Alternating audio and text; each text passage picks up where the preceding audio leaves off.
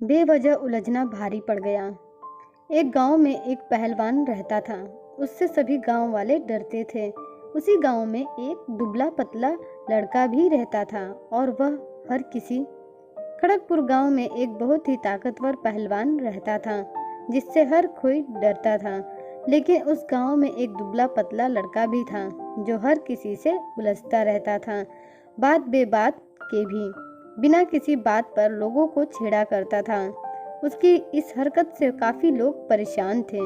एक दिन उस लड़के की मुलाकात उस पहलवान से हो गई। अपनी आदत से मजबूर लड़के ने पहलवान को देखकर कहा, तुम्हारा शरीर तो बहुत सूजा हुआ है और तुम्हारा यह शरीर किसी काम का भी नहीं है। तुम जहाँ भी जाते होगे तो एक दो लोगों के बैठने की जगह जरूर घेर लेते होगे। वह लड़का उस पहलवान की मेहनत से बनाई गई सेहत का मजाक उड़ाते हुए हंस रहा था। पहलवान दुबले पतले लड़के की यह बात सुनकर बहुत ही क्रोधित हुआ और उसने गुस्से में आकर लड़के के मुंह पर एक जोरदार थप्पड़ मार दिया। पहलवान का हाथ बहुत भारी था, इस वजह से लड़के का जबड़ा पूरी तरह हिल गया और उसके मुंह से खून निकलना शुरू हो गया। थप्पड़ खाकर लड़का चुप हो गया। फिर बिना बोले वह वहां से चुपचाप चला गया। जाते हुए रास्ते में उस लड़के को एक आदमी मिला। उस लड़के का सूजा हुआ मुंह देखकर उसने पूछा, भाई कहीं गिर गए थे क्या? तुम्हारी पूरी शक्ल सूजी हुई है और नाक से खून भी बह रहा है। लड़के ने कहा, नहीं भाई, मैं कहीं गिरा नहीं हूँ।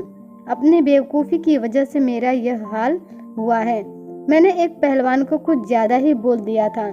मेरी बोली बेकाबू हो गई थी। मेरी इस गलती के कारण ही यह सब हुआ है। लड़के ने पूरी बात उस व्यक्ति को बता दी।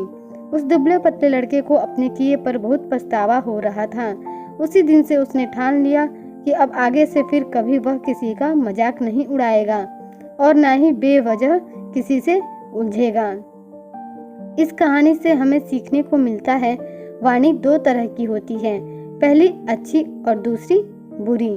बुरी वाणी लोगों को आपसे दूर कर देती है, तो वही मीठी वाणी लोगों को आपके करीब लाती है।